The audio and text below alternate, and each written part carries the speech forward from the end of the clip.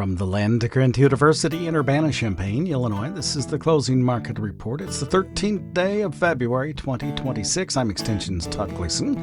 Coming up, we'll talk about the commodity markets with Mike Zuzolo, globalcomresearch.com. He'll show up in our second half hour on the home station, too, during our Commodity Week program, along with Arlen Suderman and Ellen Dearden. Later in this first half hour, if you're with us the whole way through, you'll be able to hear from Eric Snodgrass at Nutrient Ag Solutions about the weather forecast, and we'll discuss next week's IPT, or Illinois Performance Tested Bull Sales as well. That'll take place in Springfield. Travis Meteer from U of I Extension will join us on this Friday edition of the Closing Market Report from Illinois Public Media. Todd Gleason services are made available to WILL by University of Illinois Extension. March corn for the day settled at $4.31 3/4 It was a half higher. May futures at $4.42, a quarter higher in December at $4.64 1/2, up a half. Soybeans in the nearby March down 4 1/4 to $11.33. November 11.13 1/2, down 2 3/4, and soft red winter wheat 3 3/4 lower at $5.48 3/4. Mike Zuzolo, globalcomresearch.com from Atchison, Kansas, now joins us to take a look at the marketplace. Hi, Mike. Thanks for being with us again on a Friday. Great to be with you, Todd. Also looking forward to having you at the All-Dag Outlook. That's 2 weeks from next Tuesday. Not long now. It'll be pretty darn soon. Let's hope we keep these 60s and 70s going while we're all traveling back and forth over this time period. It'd be great to get everybody together again this year and hook up for a day and really talk some details about the markets. And pretty interesting times we're in right now. It kind of reminds me of the year I graduated from high school, 1985, the year that Back to the Future came out. Feels like a lot like the Reagan era policies are being still utilized. So maybe we can touch on that when we see each other in person next month, Todd. Oh, yeah, you bet. That is Tuesday, March the 3rd at the Beef House in Covington, Indiana. Mike will be there along with a whole bevy of analysts you hear on the air at WILL. You can find details in the agenda online at willag.org. Many of the farmdoc team will be up front, and Eric Snodgrass, who you'll hear in a bit on this program, will also be there to kick us off. Should be a great show. Just $40. Love to have you there, but you need to register. Do it right now. willag.org. Now, might be a 1985 kind of thing. We could talk about that then. Maybe you could talk about it a little today. But really, I want to know what happened with wheat today after yesterday's rally. Well, we found out how significant the weather is, I think, on Friday here in the United States, Todd.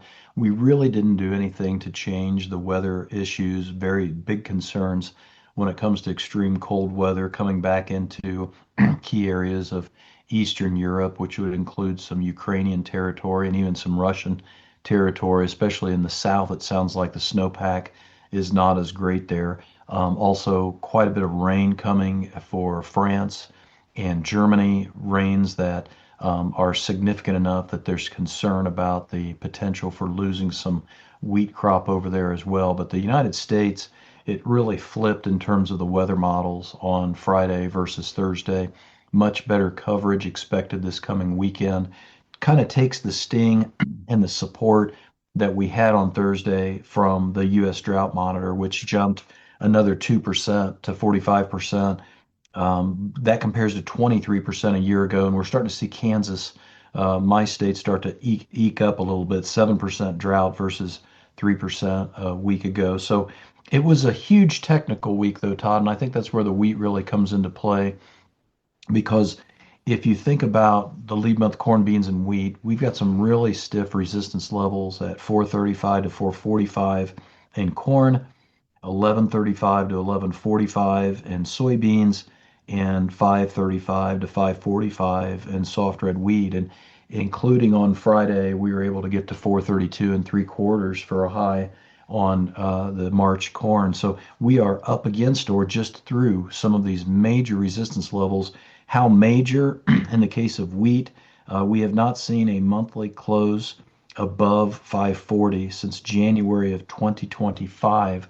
And so it's a pretty big deal if we would be able to bust through that, especially given next week's updates from the baseline and the agricultural outlook forum.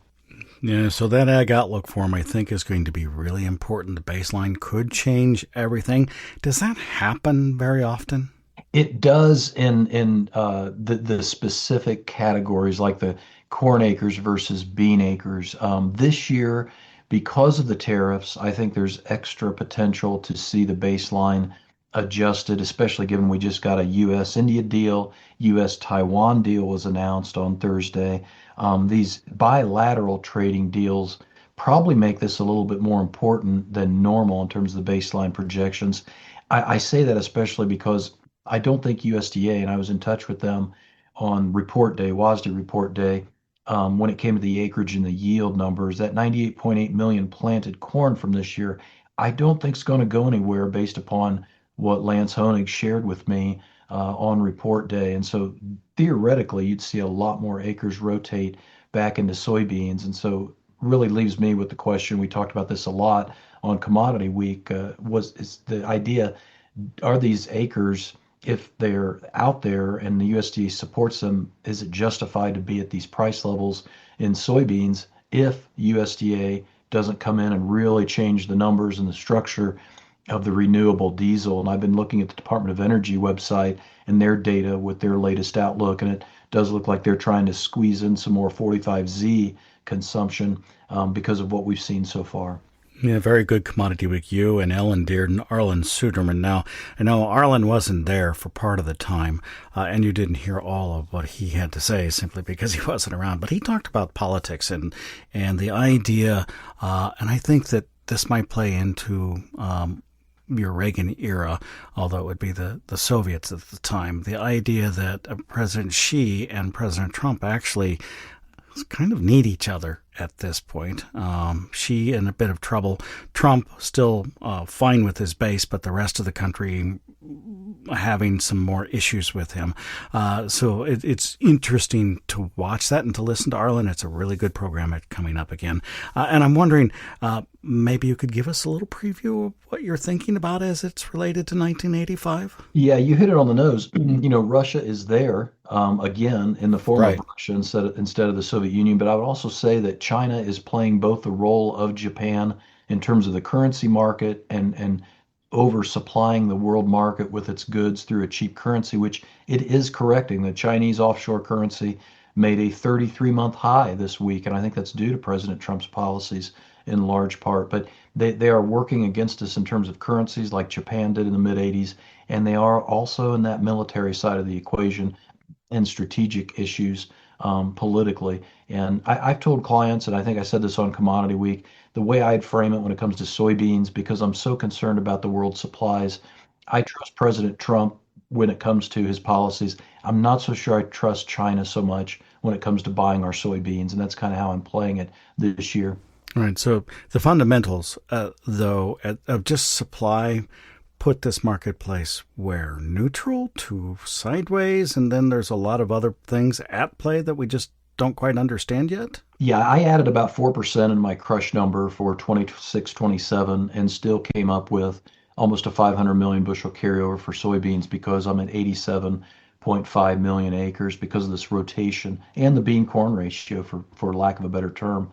But if we don't see any bigger domestic soybean oil usage than what I've plugged in, I think we're at about 5 billion gallons. The trade's thinking 5.61. That's kind of what I was bouncing off of. But if I don't get anything more than that, and we come off with a 180 Brazilian crop, it doesn't justify China buying U.S. beans at a much higher cost against what they could buy in Brazil, especially with that new Chancay port in Peru and that intercontinental railroad that they're working on right now.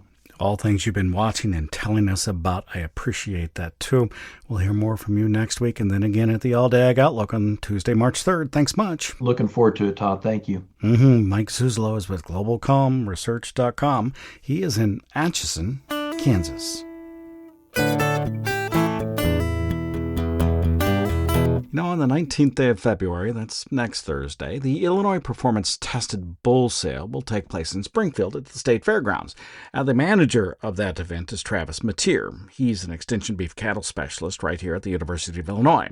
Thank you much, Travis, for taking some time with me. This event is important not only to the state of Illinois and beef cattle production here, but across the Midwest. Can you tell me about how it has improved herds throughout the United States? So the Illinois Performance Tested Bull Sale has a 58-year history, and it's a long, distinguished history. I've only been the manager of the sale for the last 15 years. There were a lot of really good folks and a lot of efforts before me to establish the Illinois Performance Tested Bull Sale. But it has a long history of being a source for performance genetics.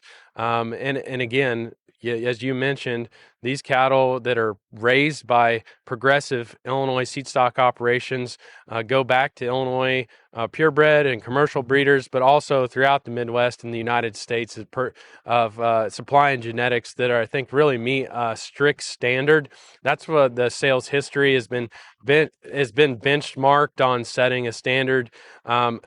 We catalog bulls every year. There's bulls that don't make it to Springfield, and because they have to meet so many criteria to be there, there's strict performance goals, strict herd health requirements, and then obviously we've really made tremendous strides in EPDs and expected progeny differences, and then those predictors of what profit and what performance is going to look like in these bulls' offspring. These bulls, again, for this year, will also sell with genomic enhanced EPDs. So just more proof is in the pudding, less risk. And then I think the value that producers find in the genetics at the Illinois Performance Tested Bull Sale has been a big part of its history, because we have so many repeat buyers that come back year after year and find the value in the bull. So from my perspective, I love working with a good group of progressive consigners that raise genetics that meet the standards. And then, as from a commercial standpoint of outfitting operations with genetics that they know can go into their herd and add profitability and add and generate revenue, is important for our state's beef industry. And so it's just a privilege to work with the people on both sides, the bulls. And I just enjoy continuing the tradition of the Illinois Performance Tested Bull Sale. On that note, this is a data-driven sale, and most of it, I think, is not collected on the date of the sale. Yeah, absolutely. I mean, that's the big part here is there is a lot of information. There is a lot of data, and we try to help producers navigate that. I think if we look at what these bulls are going to be asked to do, a bull purchase this year will result in calves in the next, 2 to 5 years. Those heifers that are retained are going to be in the herd for the next 3 to 7 to 10 years. And then the daughters of those, the cow families that are established, that's generational. And so these purchases do matter. This investment that you're making at this time does matter. So you need to have the data. You need to make those good decisions. And then the breeders behind them, like we have, the bulls that sell with a guarantee, and the breeders that are willing to work with you in the future. Hey, thank you, Travis. The Illinois Performance Tested Bull Sale will take place next Thursday. That's the 19th of February at the Illinois State Fairgrounds. Check it out at iptbullsale.com. That stands for Illinois Performance Tested Bull Sale, iptbullsale.com. You can attend in person, of course, or you can watch and bid online.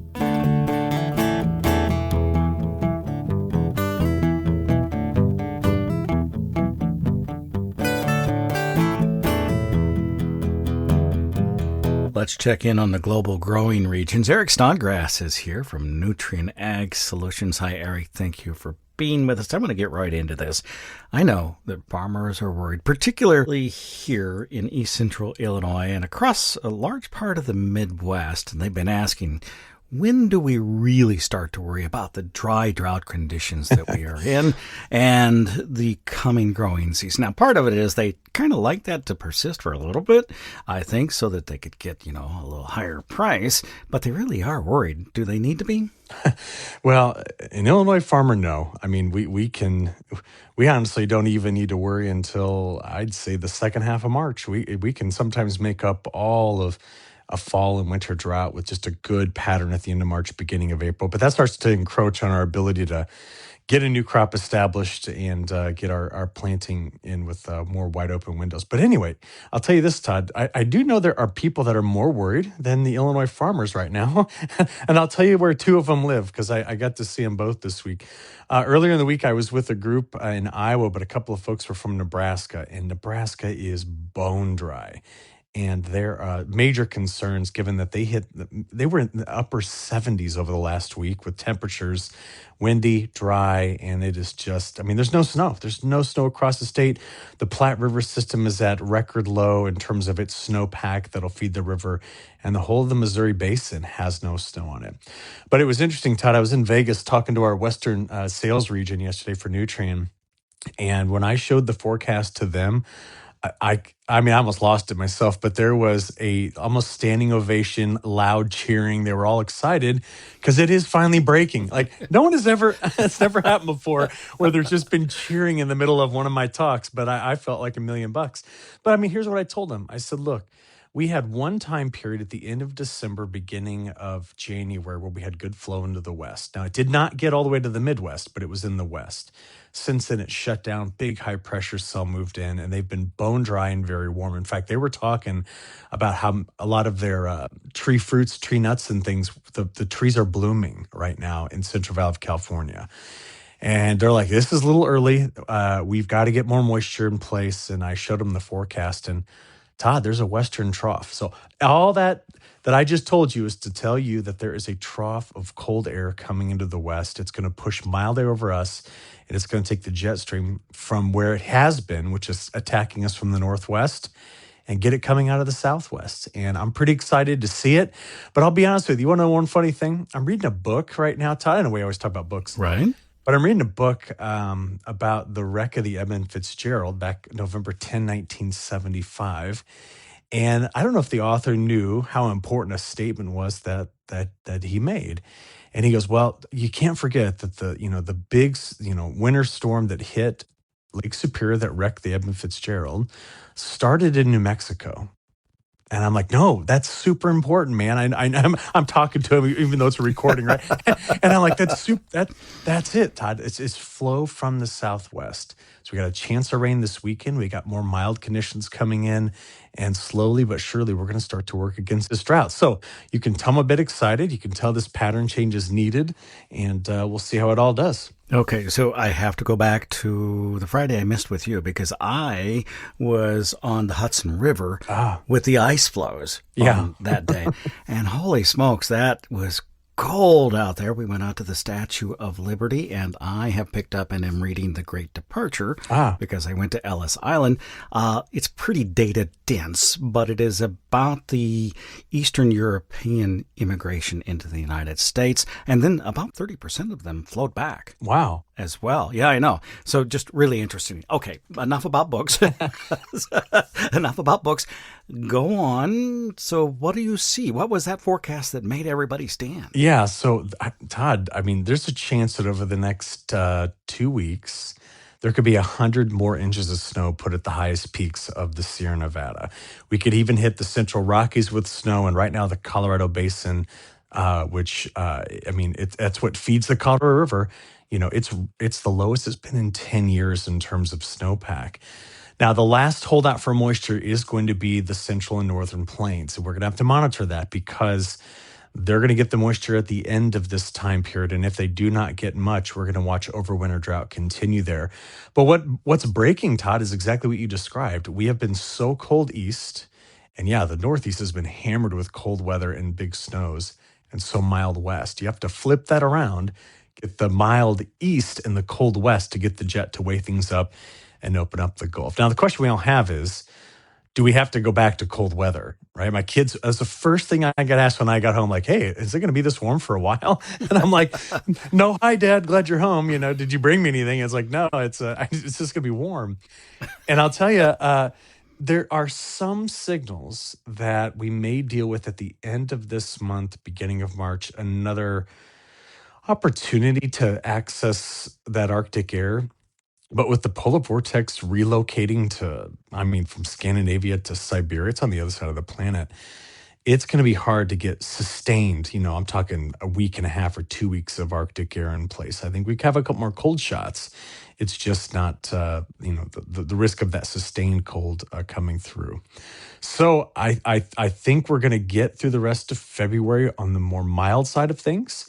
Question is, do the March and April rains revive or kill the overwintered drought? Yeah, back up just a second. I want to go to March the 3rd. That's the day that you and I are supposed to be at the all-day ag outlook. You're making a trip to the airport, too. Yeah. As soon as you're done. And honestly, I'm a little excited on the idea that we might have some snow, some cold, just because we've done the all-day ag outlook in the middle of blizzards and everybody comes. Yeah. It's fun. I like good weather too, so I prefer the good weather. But all-day ag outlook, you're going to kick that off. willag.org. You can purchase your tickets right now. Now turn to that longer range. What does it tell you for the Midwest? You're right, man. Good weather can kill a good farmer meeting. I mean, I had one in June a few years ago. It was the first non-windy day in Indiana. There were supposed to be over 400 growers showing up. Only 4 showed up because they were all getting work done, And so I get it. But no, so I'd say this. Right now, there seems to be increasing evidence that we might see what we typically see, which is a bit of a tightening up of our early spring windows. New models that are out from now through the end of March, even into early April, want to keep the Ohio Valley, which we're a part of. They want to keep that on the wetter side of average. Now, that's part of a longer-term trend, so we should expect that. What I'll be most interested in, Todd, is in spring, does the Delta end up getting plenty of rain and revive their soil moisture? That's a good indicator of our early season drought risk. Basically, if we stay relatively wet to our south, in other words, if Matt Bennett, if you're talking to him and he's complaining about it being too wet, we're typically in pretty good shape for our, early summer weather patterns. Right now, though, Todd, I'll have to tell you, if the markets are going to use the forecast models to tell some sort of a weather story, they're going to see one that honestly is risk off. I mean, the models are not aggressive on heat. They're not aggressive on dryness. And as a result, there's not going to be any reason for them to look at those models and say, oh, we better get prepared. There's increased risk of a problem. So that's the downfall of having a good weather forecast going into summer. Risk on in South America, right? Yeah, a little bit. But I mean, it's trying to rain down there in Argentina, and Brazil's crop coming out fast, high NDVI, and no major weather forecast models suggesting that there's some big problem coming to South America. So we're all sitting here going, all right, when's the trouble going to happen? And as we rapidly move toward an El Nino summer, is it going to show up in somewhere that matters? And that'll be what we'll be talking about. All right. We'll look forward to talking with you again next Friday, the following one, and then having you at the Beef House on the 3rd day of March. Thanks much. You bet, Todd. That's Eric Snodgrass. He is with Nutrient Ag Solutions. Joined us on this Friday edition of the Closing Market Report that came to you from Illinois Public Media. It's public radio for the farming world, online on demand at willag.org, where you can buy today your tickets for the all-day Ag Outlook. Now, stay with us if you can. Commodity Week is up next on our home station and on many of these radio stations over the weekend. Otherwise, you can listen to it online right now.